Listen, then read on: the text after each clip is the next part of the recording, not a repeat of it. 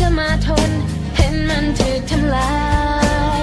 เปรียบเหมือนสิ่งที่ล้ำค่าคือดินแดนที่เฮาอยู่พวกเฮาต้องเสิร์ชสู่รักษาพัฒนา jadi iko rota tatele loh budi nih belongs to you. Take a stand, make it right from wrong. Stop the taking, let's start giving. Let it be a part of your life. เข้ามาเที่ยวแล้วมาลิ้นน้ำกันมาสร้างสรรค์ให้ประเทศเฮาให้ก้าวไป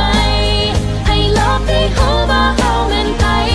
แม่น้ำของเสื่อมต่อเฮาไว้ให้หัวใจเฮาเป็นน้ำกันประเทศลาวคืออัญมณีแห่งแม่น้ำของวัฒนธรรมประเพณีควรรักษา สวัสดีพ่อแม่พี่น้องหมดทุกคนเนาะมื้อนี้ข้าพเจ้าสิพาพี่น้องมาลิ้นตัดตะเลเนาะตัดตะเลบ้านเฮานี่งามเลยเนาะพี่น้องมีแต่ belongs to you. Take a stand, make it right from wrong. Stop the taking, let's start giving. Let's all live a beautiful life. เฮามาเที่ยวแล้วมาลิ้นน้ำกันมาสร้างสรรค์ให้ประเทศเฮาให้ก้าวไปให้โลกได้รู้ว่าเฮาเป็นไผแม่น้ำของเสื่อมต่อเฮาไว้ให้หัวใจเฮาเป็นน้ำกันประเทศลาวคืออัญมณีแห่งแม่น้ำของพวกเฮาต้องร่วมกันพวกเฮาต้องช่วยกันรักษาใช้เวลาให้คุ้มค่ามาช่วยกันพัฒนาเฮามาเที่ยวลาวมาลิ้นน้ำกันมาสร้างสรรค์ให้ประเทศเฮาให้ก้าวไปให้โลกได้รู้ว่าเฮาเป็นไผแม่น้ำของเสื่อมต่อเฮาไว้ให้หัวใจเฮาเป็นน้ำกันประเทศลาวคืออัญมณีแห่งแม่น้ำของเที่ยวลาวมาลิ้นน้ำกันมาสร้างสรรค์ให้ประเทศเฮาให้ก้าวไปให้โลกได้รู้ว่าเฮาให้ไล่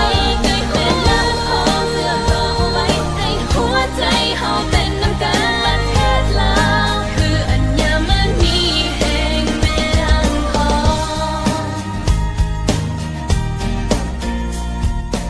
ง สบายดีลุงตาจังได้ลุงตารู้สึ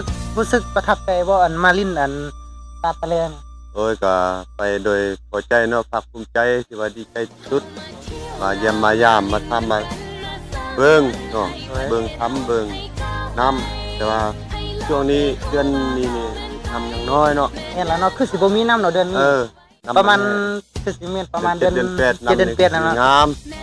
ก็คงจะหาสิ่งที่เป็นของตน วันนี้เฮาสิมาถามลุงตามาแต่ลวงน้ำท่าเนาะสบายดีลุงตารู้สึกจังได๋กับมื้อนี้มาลิ้นลานเอ้ยมาลิ้นตัดตะเลนำตู้น้องตู้ลูกตู้หลานนี่รู้สึกจังได๋ ข้าพเจ้าแนะนำมื้อนี้เนาะก็มีมุกดีใจได้มาเพิ่งมาเห็นยินสีเสียงอย่างนำแต่ว่าได้มาเพิ่งมาเห็นเป็นจริงก็เพิ่งงดงามมีมุกดีใจที่สุดที่ลานพามา